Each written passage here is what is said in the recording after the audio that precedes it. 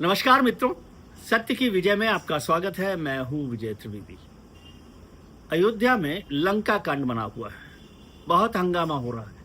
अयोध्या में भगवान श्री राम के मंदिर में श्री राम जन्मभूमि तीर्थ ट्रस्ट में चंदा चोरी का आरोप लग रहा है। चढ़ावे में चोरी हुई है, क्या चोरी हुई है, कितनी चोरी हुई है, कितनी ज्वेलरी की चोरी हुई है, कितना सोने की चोरी हुई है, चांदी की चोरी हुई है, रुपयों की चोरी हुई है, किसने चुराया है, इस सब को लेकर बवाल मचा हुआ है।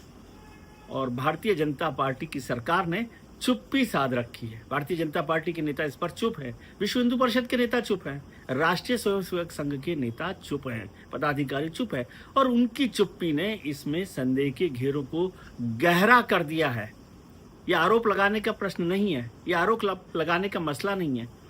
जो जन्मभूमि तीर्थ ट्रस्ट के महासचिव हैं चंपत राय जी, उनको लेकर बार बार ये बात की जा रही है कि वो बहुत ईमानदार हैं। अभी तक किसी ने उन पर बेईमानी का, चोरी का आरोप नहीं लगाया, लेकिन उनसे जुड़े हुए लोग इस चोरी में शामिल बताए गए, लेकिन अभी तक कोई गिरफ्तारी नहीं हुई है। मुख्यमंत्री जी ने एसआईटी का ऐलान कर दिया है, उस एसआईटी ने काम शुरू कर दिया, उसको 5 दिन हो गए, 6 दिन हो गए। क्या एसआईटी की जांच में कुछ ऐसा आया है कि मुख्यमंत्री जी ने बिना किसी पूर्व निर्धारित कार्यक्रम के अयोध्या गए, अयोध्या पहुंचे और अयोध्या में मैसेज दिया कि किसी को भी बख्शा नहीं जाएगा? और उससे भी महत्वपूर्ण, इस कार्यक्रम में पहली बार ऐसा हुआ कि जब योगी आदित्यनाथ श्री राम जन्मभूमि मंदिर गए तो उसमें श्री राम जन्मभूमि तीर्थ ट्रस्ट के महासचिव चंपत राय जी को नहीं रखा गया, उन्हें अलग किया गया। और इससे भी महत्वपूर्ण बात यह है कि ये मैसेज, ये संदेश मुख्यमंत्री कार्यालय से पहले ही जारी कर दिया गया कि चंपत राय जी को उस कार्यक्रम में, मुख्यमंत्री जी के कार्यक्रम में नहीं रखा जाएगा। तो क्या ये संदेह के घेरे नहीं बढ़ाता?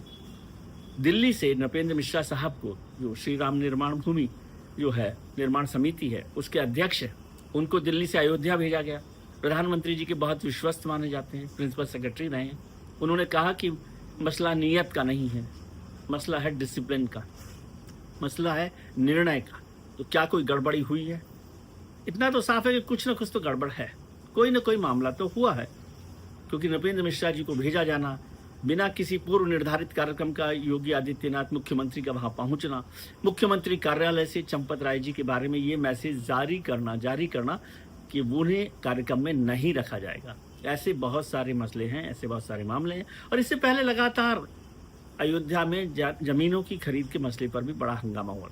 उस समय भी बड़ी चर्चा हुई थी कि कौड़ियों के दाम जमीन खरीदी गई और हीरे के दाम में उसे बेचा गया, खरीदा गया। बहुत सारे मामले हुए, उसमें भी ट्रस्ट के बहुत सारे लोगों के नाम आए। बार बार ये चर्चा हो रही है कि इस पर सरकार क्यों इस तरह से चुप है। कहा जा रहा है कि एसआईटी का गठन किया गया है। क्या एसआईटी काफी है? जो सरकार, मुख्यमंत्री योगी आदित्यनाथ को जीरो करप्शन पर, जीरो टॉलरेंस की बात कही जाती है, प्रधानमंत्री की बात हमेशा कही जाती है कि वो करप्शन को लेकर जीरो टॉलरेंस अपनाते हैं। तो क्या ये जीरो टॉलरेंस है?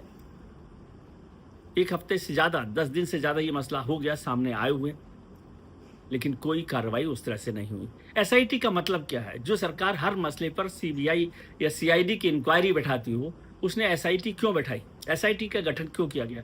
एसआईटी के पास क्या अधिकार है? एसआईटी किस मामले की जांच कर सकती है?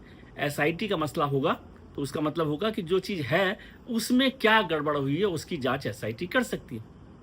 लेकिन यहाँ तो पता ही नहीं है कि कितना पैसा आया, कितना चंदा इकट्ठा किया गया, कहाँ चंदा इकट्ठा किया, कौन कौन लोग शामिल हैं। तो क्यों ना इसे सीबीआई को सौंपा गया? क्यों नहीं अभी तक कोई गिरफ्तारी की गई?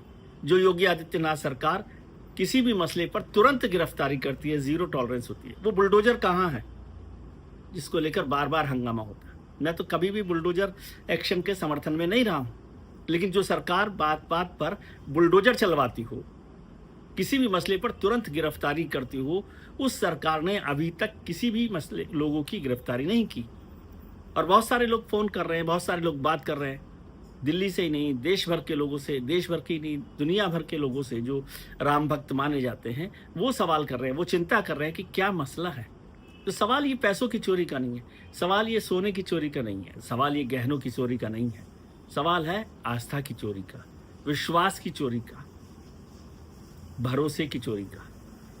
और अगर इन सब की चोरी हुई है, अगर किसी के विश्वास में संदेह का दाग लगा है, संदेह का घेरा बना है, तो ये बड़ा संकट का वक्त होगा भारतीय जनता पार्टी को, विश्व हिंदू परिषद को राम जन्मभूमि से जुड़े हुए लोगों को इसका जवाब देना पड़ेगा। और इसमें भी बहुत सारी बात है, केवल समाजवादी पार्टी या कांग्रेस इस पर आरोप नहीं लगा रही, वो ही सिर्फ राजनीति नहीं कर रहे, विश्व हिंदू परिषद से जुड़े हुए कई लोगों ने इस पर सवाल खड़े किए हैं। ऐसे लोगों ने सवाल खड़े किए हैं जो राम जन्मभूमि आंदोलन से जुड़े रहे हैं, जब राम मंदिर का निर्माण नहीं हुआ था उससे पहले से जुड़े हुए हैं। बहुत सारे लोगों ने इस बात पर भी सवाल किया कि ट्रस्ट में सिर्फ संघ और विश्व हिंदू परिषद से जुड़े हुए लोगों को रखा गया, क्यों नहीं एक राम जन्मभूमि ट्रस्ट में सनातन धर्म से जुड़े हुए बड़े लोगों को शामिल किया गया, शंकराचार्य को शामिल किया गया। इस तरह के बहुत सारे सवाल हैं, इनके जवाब भी मौजूदा सरकार को देने हैं। उत्तर प्रदेश का चुनाव होने वाला है 2027 में, फरवरी मार्च में, तो बहुत दूर नहीं है। समाजवादी पार्टी और जो कांग्रेस है या और दूसरी पार्टियां हैं, उनके लिए ये मौका है कि वो इस सवाल को उठाएं, वाजिब भी है कि वो सवाल को उठाएं। और अयोध्या तो भारतीय जनता पार्टी के लिए दूध का जला और छाछ को फूक फूक के पीने का मसला है। जब राम मंदिर का निर्माण हो गया 2024 से पहले, उसके बाद के लोकसभा चुनावों में भारतीय जनता पार्टी अयोध्या हार गई है, समाजवादी पार्टी ने उस चुनाव को जीता है। तो इसलिए और मुश्किल हो सकता है अगर ये सारा मसले को राजनीतिक तौर पर देखा जाए। भारतीय जनता पार्टी की सरकार में भी लगातार कुछ न कुछ परेशानियां चल रही है। उत्तर प्रदेश में भारतीय जनता पार्टी के संगठन का अभी तक ऐलान नहीं किया गया है, घोषणा नहीं हुई है, क्योंकि वहां पर बहुत विवाद चल रहा है। दो उप मुख्यमंत्रियों और मुख्यमंत्री के बीच में क्या कोई विवाद है? दिल्ली और लखनऊ के बीच में कोई विवाद है? और जो जिस तरह से चंपत राय जी को लेकर बार बार सवाल खड़े किए जा रहे हैं, तो क्या कोई पॉलिटिकल स्कोरिंग का काम हो रहा है? क्या पांचवें तल पे, पंचम तल से अयोध्या तक और पंचम तल से दिल्ली तक कुछ संकट गहराया गया है, गंभीर हो गया? चुप्पी क्यों है? सरकार को सामने आना चाहिए था, संघ को सामने आना चाहिए था, विश्व हिंदू परिषद को सामने आना चाहिए था। अगर वो सामने आते, अगर ट्रस्ट में से उन लोगों को अलग कर दिया जाता, और बल्कि मैं तो समझता हूँ कि ट्रस्ट को भंग कर दिया जाए, नया ट्रस्ट बनाया जाए, नए लोगों को शामिल किया जाए और जांच में तेजी लाई जाए। मुख्यमंत्री ने कहा है कि 5 दिन आपने इंतजार कर लिया, 10 दिन और बचे हैं, लेकिन 10 दिन अगर जिन लोगों पर आरोप लग रहे हैं उन्हें अलग कर दिया जाए तो क्या हो जाएगा? अगर जांच में साफ निकल कर आएंगे, पाक साफ होंगे, तो उन्हें फिर से लाया जा सकता है। वो मुख्यमंत्री तो बनना नहीं है उनको, गृह मंत्री तो बनना नहीं है उनको, केंद्रीय मंत्री बनना नहीं है, ट्रस्ट में रहना है राम जन्म। ये बात ठीक है कि चंपत राय जी लगातार बरसों बरस से श्री राम जन्मभूमि में काम करते रहे हैं, आंदोलन में रहे हैं, उनकी नीयत पर अक्सर कोई सवाल नहीं किया जाता, लेकिन उनसे जुड़े हुए जो लोग हैं, क्या उनकी जिम्मेदारी नहीं बनती कि वो इस सब में अपने आप को साफ घोषित करें, साफ आकर निकलें? चंपत राय जी के लिए, ट्रस्ट के लिए, विश्व हिंदू परिषद के लिए, राष्ट्रीय स्वयंसेवक संघ के लिए, भारतीय जनता पार्टी के लिए, उत्तर प्रदेश की सरकार के लिए, सबके लिए मुझे लगता है ये अच्छा होगा कि इसको जितना जल्दी इन जो संदेह के घेरे हैं उन्हें साफ कर दिया जाए। जिन लोगों पर आरोप लगे हैं उनके खिलाफ कार्रवाई की जाए, जांच की जाए। मसला 2 रुपए, 2 करोड़ रुपए, 200 करोड़ रुपए का नहीं, मसला है आस्था का, और आस्था पर चोट लगती है तो उसका घाव गहरा होता है। ये बात भारतीय जनता पार्टी को याद रखनी चाहिए। आज के लिए इतना ही।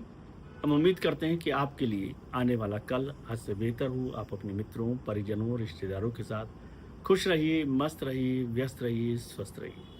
नमस्कार, प्रणाम, आभार।